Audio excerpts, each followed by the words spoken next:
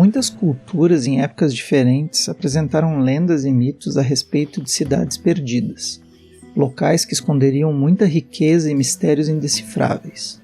As minas do rei Salomão, Atlântida, Eldorado, dentre outras, sempre povoaram a imaginação de pessoas que sonhavam em descobrir seus segredos. Isso sempre pareceu um pouco distante da realidade brasileira. No entanto, após a descoberta de um manuscrito na Biblioteca Imperial e Pública da Corte, no ano de 1839, esse mito chegou mais próximo de nós. O manuscrito 512 é um relato fantástico sobre uma cidade perdida no interior da Bahia, que instigou muitos pesquisadores da época, dentro e fora do Brasil.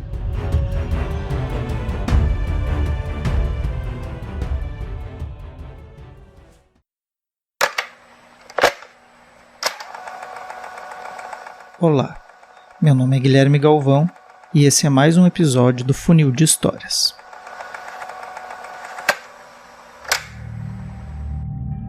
O ano era 1839, quando, ao vasculhar a antiga seção de documentos da Biblioteca Imperial e Pública da Corte, o naturalista Manuel Ferreira Lagos encontrou um manuscrito com o número 512 no topo e um título realmente instigante: Relação histórica de uma oculta e grande povoação antiquíssima sem moradores, que se descobriu no ano de 1753.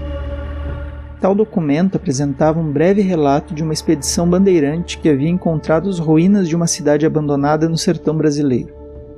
O documento não possuía nenhuma assinatura, portanto, não havia como saber quem eram esses exploradores. Mas seu relato estava quase intacto e a descrição de uma cidade que fez parte de um passado fantástico em terras brasileiras estava lá, para todos lerem. O relato era mais ou menos assim. Durante a expedição, os bandeirantes avistaram ao longe uma montanha muito brilhante, que imaginaram ser assim devido à existência de cristais em sua encosta. Admirados pelo local e maravilhados com aquela visão, decidem ir até essa montanha. No entanto, não havia condições de escalar a formação rochosa. Foi então que, segundo as palavras de quem escreveu o relato, um negro da expedição, ao tentar alcançar um veado branco, encontrou um caminho por entre a montanha que nitidamente era artificial, e então a expedição decide seguir adiante por esse caminho. Após 3 horas de caminhada, ao chegarem em uma parte alta da montanha, avistaram, abre aspas, povoação grande, persuadindo-nos pelo dilatado da figura ser alguma cidade da corte do Brasil, fecha aspas. Assim, decidem explorar o local. Alguns dos exploradores desceram até o local, enquanto os outros aguardavam em um acampamento no alto da montanha. Ao voltarem, as notícias não foram as esperadas. A cidade estava completamente abandonada. Não acreditando no que diziam aqueles que voltavam de lá, decidem todos ir até o local e conferir. Segue o relato. A entrada da cidade era formada por, abre aspas, 3 arcos de grande altura, o do meio é maior e os 2 dos lados são mais pequenos. Sobre o grande e principal, divisamos letras que se não poderão copiar pela grande altura, fecha aspas. Entrando na cidade, os exploradores perceberam uma arquitetura incomum, notando que as casas eram tão simétricas e regulares que pareciam uma só propriedade de casas, sendo em realidade muitas, e algumas com seus terrados descobertos e sem telha, porque os tetos são de ladrilho queimado uns e de laje outros. No interior das casas não descobriram nenhum objeto, sejam móveis ou utensílios domésticos. O relato de seus interiores era que as casas eram todas escuras, tendo apenas uma escassa luz, e como eram abóbadas, ressoavam os ecos dos que falavam. E segundo eles, as mesmas vozes atemorizavam. Caminhando por uma rua comprida, terminaram se deparando com uma praça regular, que no meio possuía, abre aspas, coluna de pedra preta e grandeza extraordinária, e sobre ela uma estátua de homem ordinário, com uma mão na ilharga esquerda e o braço direito estendido, mostrando com o dedo índex ao polo do norte. Em cada canto da dita praça está uma agulha, a imitação das que usavam os romanos, mas algumas já maltratadas. e partidos como feridas de alguns raios. Sobre o pórtico principal da rua está uma figura de meio relevo talhada na mesma pedra e despida da cintura para cima. Coroada de louro, representa a pessoa de pouca idade, sem barba, com uma banda atravessada e um fraudelim pela cintura. Debaixo do escudo de tal figura tem alguns caracteres já gastos com o tempo. Da parte esquerda da dita praça está outro edifício totalmente arruinado, e pelos vestígios bem mostra que foi templo, porque ainda conserva parte de seu magnífico frontispício, e algumas naves de pedra inteira. Ocupa grande território, e nas suas arruinadas paredes se vêem obras de primor com algumas figuras, e retratos embutidos na pedra com cruzes de vários feitios, corvos e outras miudezas que carecem de largo tempo para admirá-las. Segue-se a este edifício uma grande parte de povoação toda arruinada e sepultada em grandes e medonhas aberturas da terra, sem que em toda esta circunferência se veja erva, árvore ou planta produzida pela natureza, mas sim montões de pedra. Fecha aspas. Em frente, próximo a essa praça, os exploradores também descreveram um rio, por onde seguiram.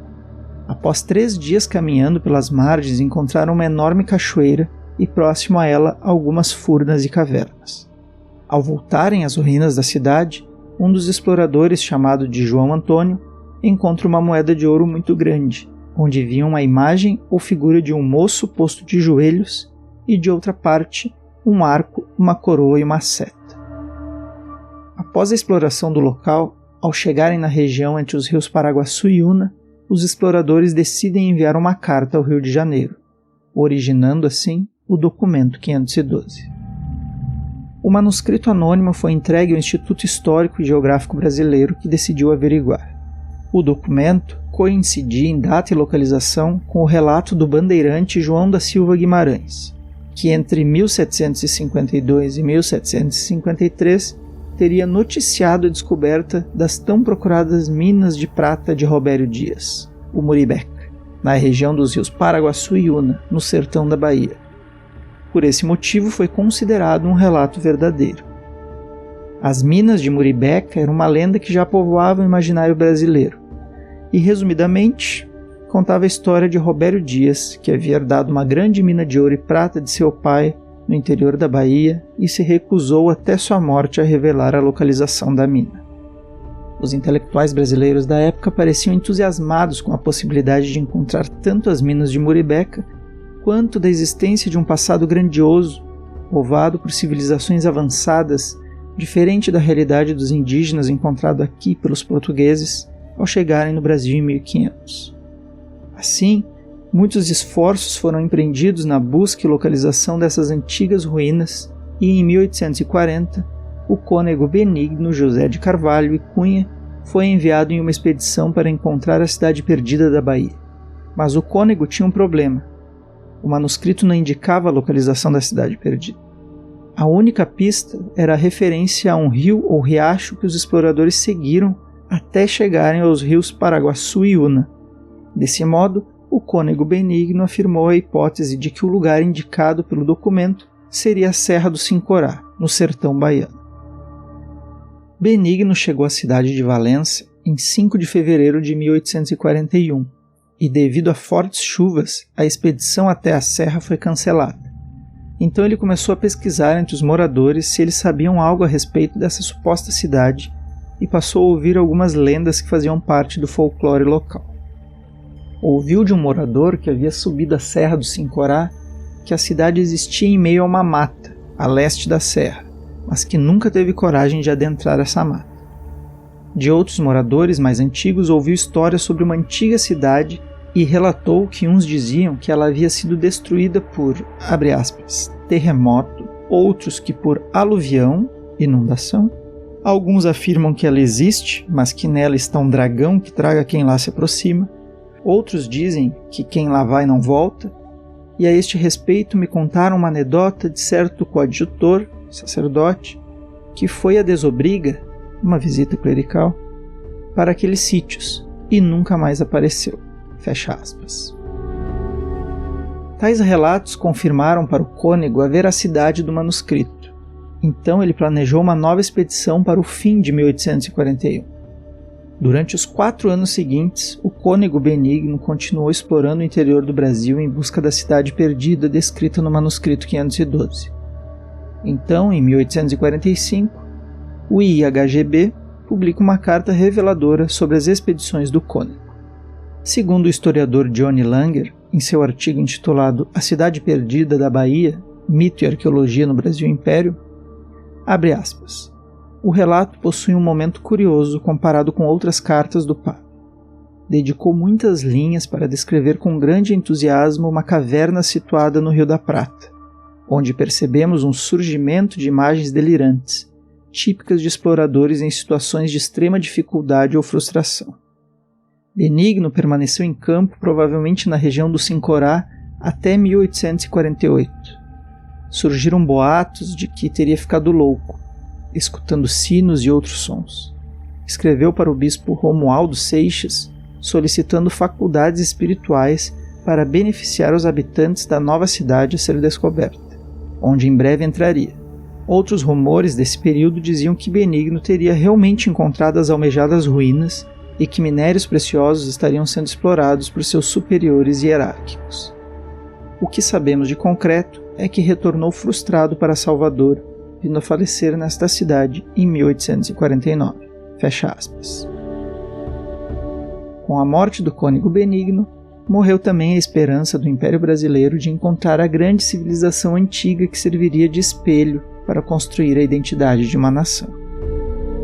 Antes de terminar esse episódio, eu cito mais uma vez o historiador Johnny Langer, que nos ajuda a entender um pouco melhor por que tantos esforços foram empregados para confirmar esse mito. Abre aspas. As ruínas buscadas por décadas no Império Brasileiro possuem uma especificidade histórica bem definida, constituindo um conjunto de imagens relacionadas com o advento da arqueologia moderna. Imagens estas determinadas por parâmetros mediterrâneos, a exemplo das cidades romanas como Pompeia e Herculano.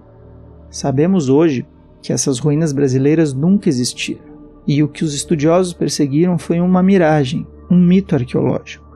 A Cidade Perdida da Bahia, concebida através do manuscrito 512, esteve impregnada de elementos culturais setecentistas, como detalhes arquitetônicos, pórticos, pirâmides, estátuas, praças e, principalmente, vestígios epigráficos.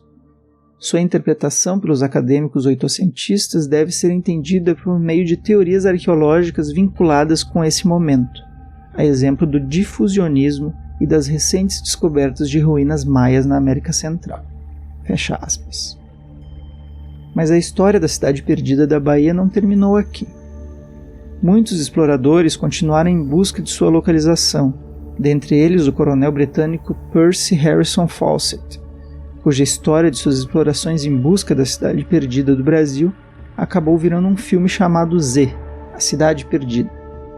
Mas isso já é assunto para um outro episódio.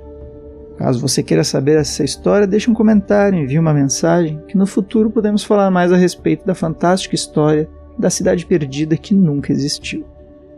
Ou será que existiu?